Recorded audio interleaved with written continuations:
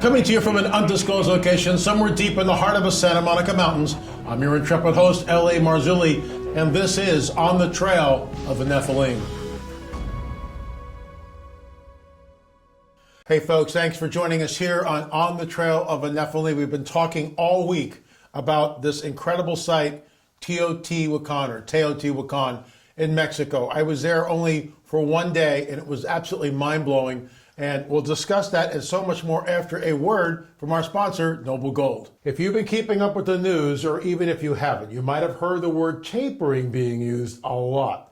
It's the new Fed buzzword, and you'll hear all kinds of meanings for it.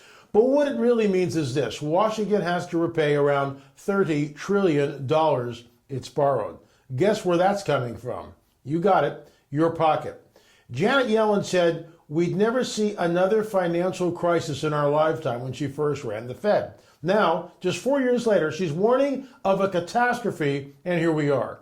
Our friends at Noble Gold can keep you safe and protect you whatever happens next. By starting a precious metal IRA or a 401k, you can fight the coming wave of inflation and ride out the storm with your savings intact. And as a bonus and a thank you, you get a free 5-ounce solid silver America the Beautiful bullion coin with each qualifying plan you start this month. Folks, visit noblegoldinvestments.com. That's noblegoldinvestments.com, or call us at 877-646-5347. Once again, that's noblegoldinvestments.com or 877-646-5347. Just a heads up here, if you do come here looking for politics, prophecy, and a supernatural report, you can only find that on Rumble, Bitchute, and Roku. So please check the links below and you can get the full Monty, uncensored, uncut, unfettered, and my hair is usually on fire when I'm doing that. But here on YouTube, it's the user-friendly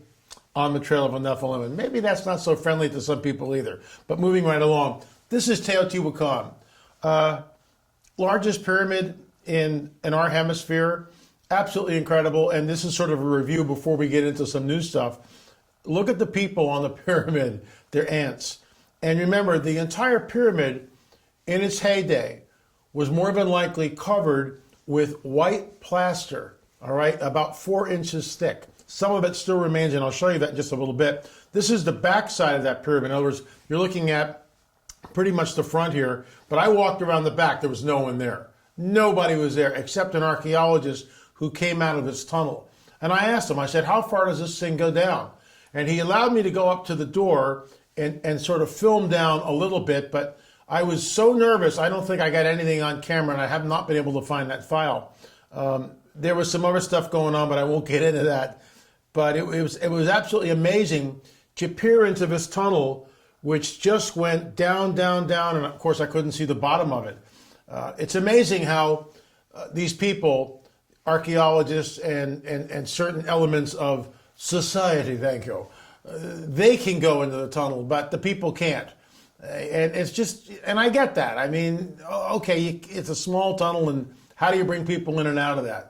But it's very difficult on some of these sites to actually explore them and to see, for instance, on the island of Malta, when we were there, we went to a place called the Hypogeum, and I'll talk about that a little bit later. One of the most enigmatic, mysterious places I have ever been.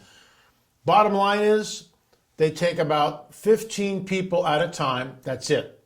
You've got to put your name down sometimes weeks in advance to get access to it. The Hypogeum is all underground. It was discovered accidentally by 2 workers who were digging a cellar. There were thousands of bones at the entrance, human remains. It was not a grave, it was something else going on. There were reports of elongated skulls, giants found there. I actually have a National Geographic right on my desk there, which talks about it. Oh, they pick it up quick. No, I'm not going to do that right now. The bottom line is, you can't take pictures, you can't take your cell phone, and if they catch you doing anything like that, you're immediately out.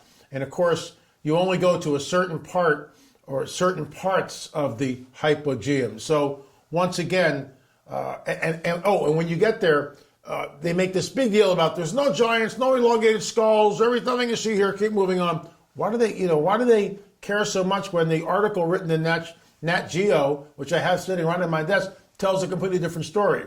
Backpedaling anyone, just like a Smithsonian Institute, which tells us, oh, there's absolutely no giants, no proof of giants. Nonsense. In their own reports, and Mondo Gonzalez and I did a sit-down on this a couple of years back now. And again, I've never done anything with the film. But Mondo had point after point after point. Ross Hamilton's book, same thing. Holocaust of Giants. They were here. They were here in the Americas. What we are looking at, in my opinion, are the fingerprints of the supernatural.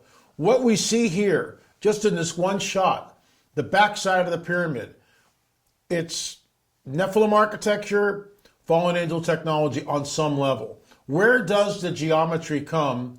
And that's, of course, a close-up of the entrance to the pyramid. I believe that was concealed, and of course, they discovered it later. So where does the geometry, where does the surveying techniques come from, 1,500 years ago? They didn't have it. It's not here, and yet it's there, isn't it? And yet it shows up in Newark, Ohio, in the Serpent Mound, and the Octagon Mound, all over the place. It's there. Sacred geometry, as New Agers would call it. The plaza is dead level. The plaza in Cahokia, largest earthen pyramid in North America. All right? That plaza, it's like over 40 acres, pretty much level within 4 inches. How was that done? No surveying tools, nothing like that. Well, they must have used water, really. Well, that's conjecture on your part, and I understand that. They have no idea. They have no idea.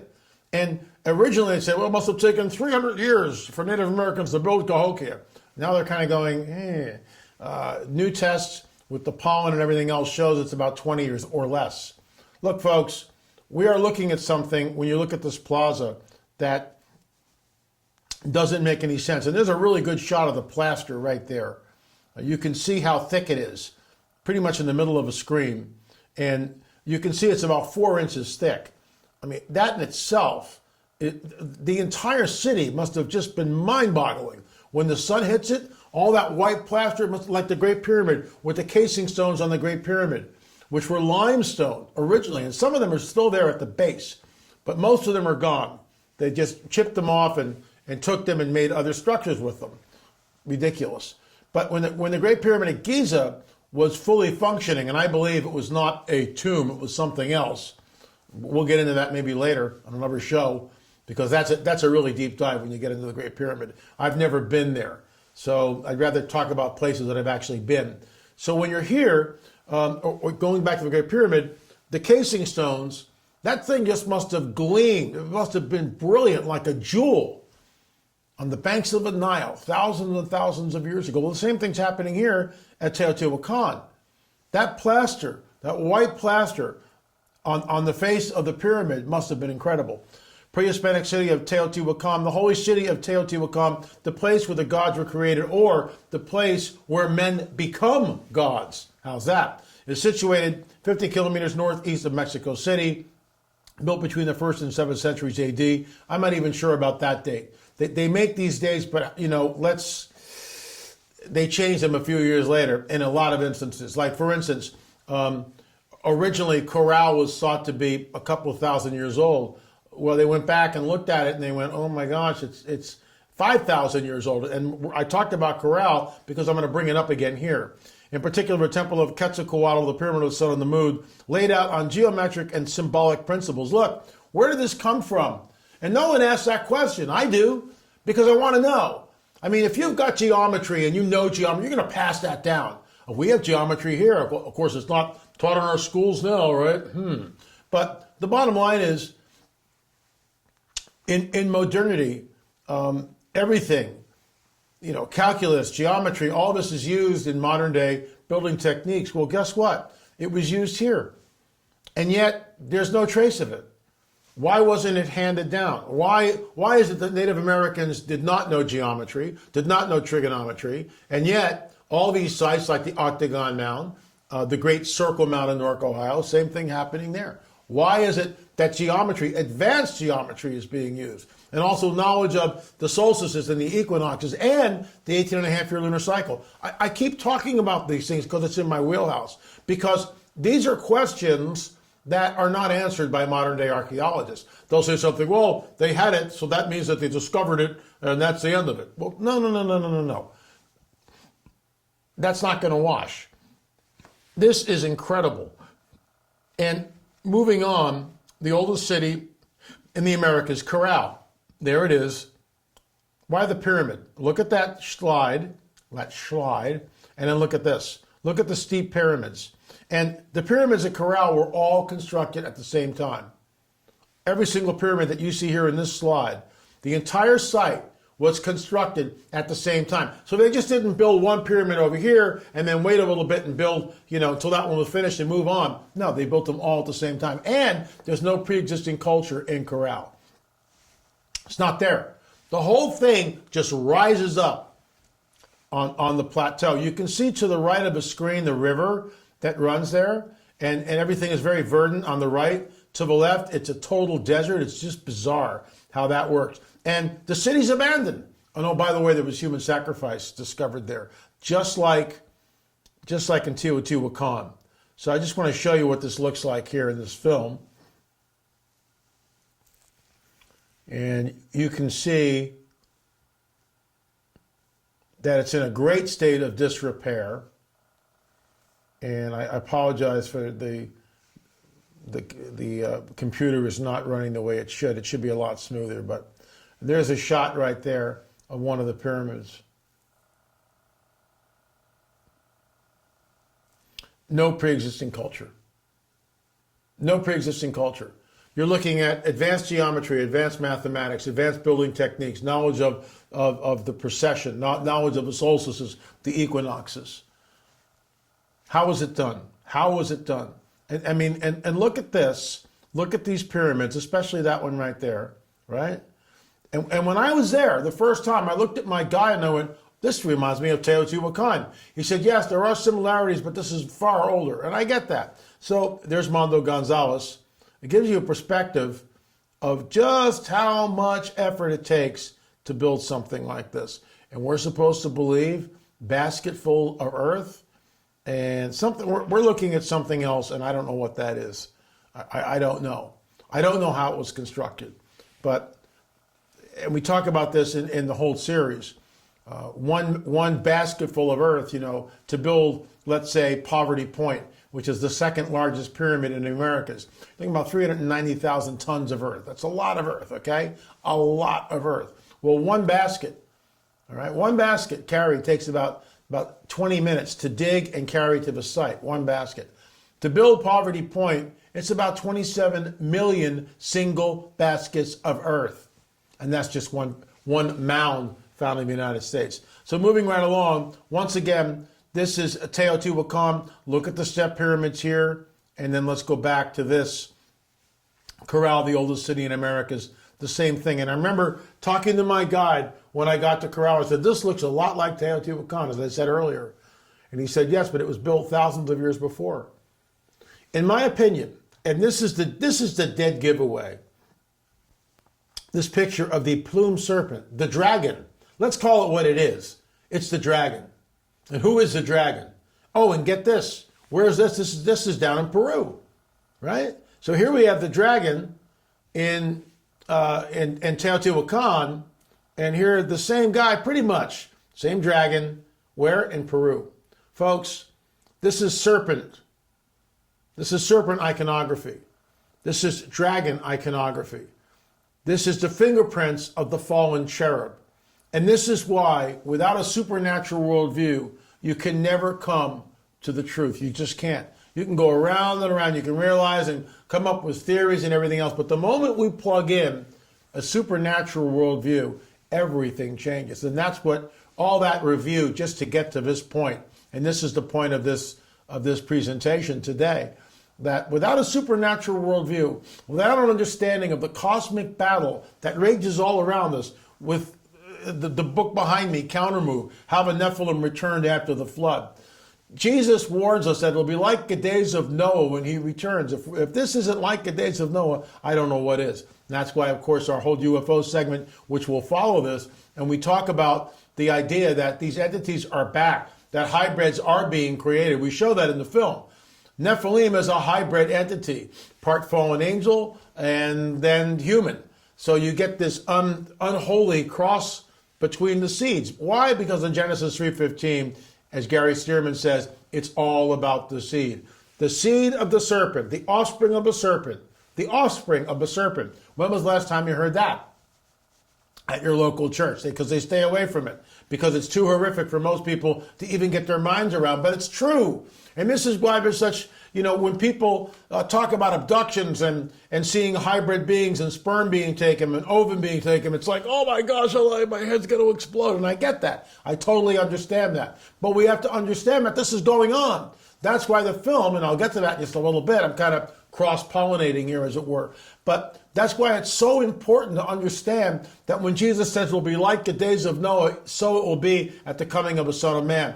The seed, the offspring of the dragon, the offspring of the serpent, will be at war, at enmity with the offspring of the woman. We know what happened. That offspring of the woman became our Messiah 2,000 years ago. Everything changes.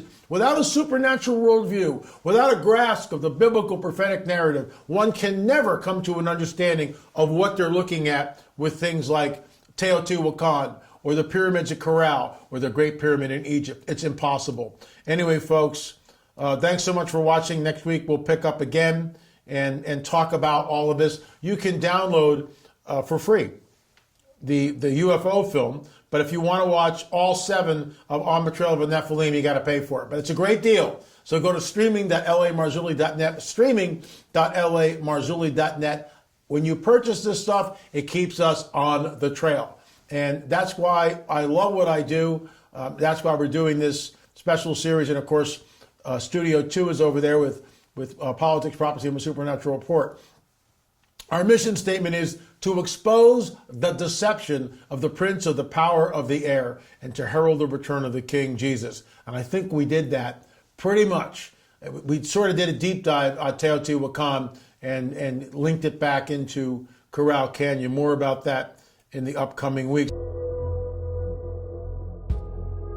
There is an ancient site in New Hampshire that may date back 4,000 years. It is called America's Stonehenge. There are precise alignments of standing stones, which reflect the solstices and equinoxes. There is also a controversial stone table, which may have been used as an altar for human sacrifice. The site is built on an 18-and-a-half-year lunar cycle, like that of Stonehenge, England, and also the Great Circle Mound and the Octagon Mound complex in Ohio. At America's Stonehenge, massive stones were fitted together to create this mysterious site, but whoever built it seemingly abandoned it. You will see just how incredible this site is as we reveal what appears to be a deliberate and orchestrated relationship to Stonehenge, England, as well as other megalithic sites around the globe. Journey with us as we explore America's Stonehenge.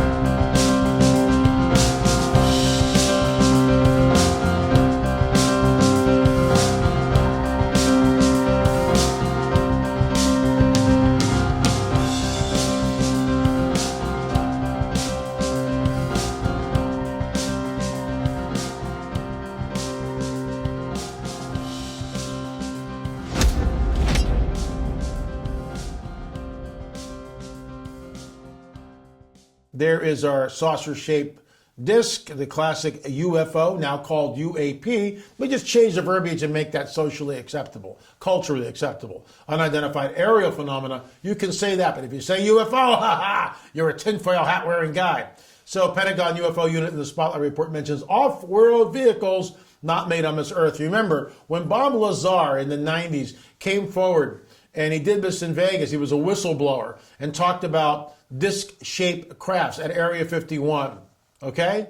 And other places where he was working. And thank God for George Knapp, because Knapp ran with the story. And it's all been vindicated, because Lazar said that the United States government had in its possession vehicles not made on this earth. Well, there it is. Need I say more? Pentagon UFO unit in the Spotlight. Their report mentions off-world vehicles not made on this earth. Why? Why isn't the church talking about this? This is a game changer. Right now, the whole UFO phenomenon is sort of taking a back seat. All the COVID nonsense going down, the lockdowns and everything else. Mark my words, just mark my words, is very soon, very shortly, and I'm not a date setter here, it's going to come back, and it's going to come roaring back. We'll see what they do. Well, because the UFO report was just hysterical. It was a joke. We all knew it was going to be a big nothing burger, and that's exactly what it was. This is a trailer from a new film. Check this out.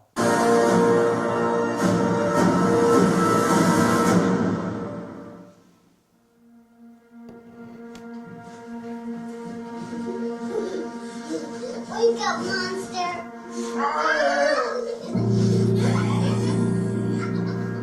Really chilling.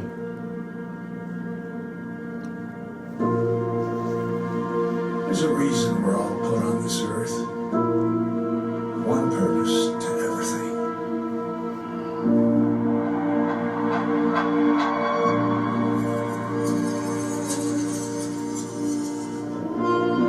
Over the course of our life, we come to understand why. Why me? Sometimes it's many things. Most times it's just one. One reason for everything. After all these years, there is nothing. Until today, all these signs. Maybe God has given me something. Something bigger. Maybe this is the point. The point to all of this.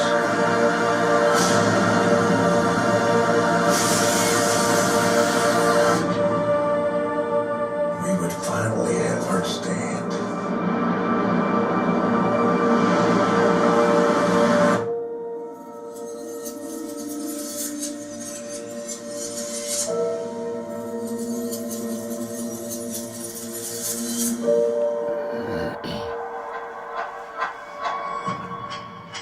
And I will definitely be watching that. Folks, something is coming. We are on the cusp of something. And I want to read you, actually, you'll have to go to Politics, Prophecy, and the Supernatural Report. But there was an email that I got from Wallace Trumbull, who's a fan of the show. And I will read that, but in order to see it, or in order to hear it, actually, you'll have to go to pp&s report.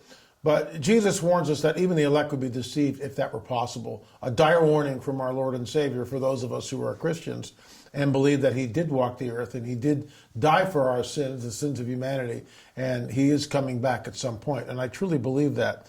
But we have to remember that the coming great deception, even the elect would be deceived if that were possible. He says it there, and we know that something is coming which is going to deceive many. This is why I released the film UFO Disclosure. The coming great deception and the Luciferian endgame. You can see it right here on YouTube, or go to streaming.lamarzulli.net, streaming.lamarzulli.net, or also our website, lamarzulli.net. Folks, that's all the time I have for. Thanks so much for watching. We'll see you back here on Monday with another episode of On the Trail of the Nephilim. In the meantime, remember, we'll see you on the air or in the air. Thanks for watching.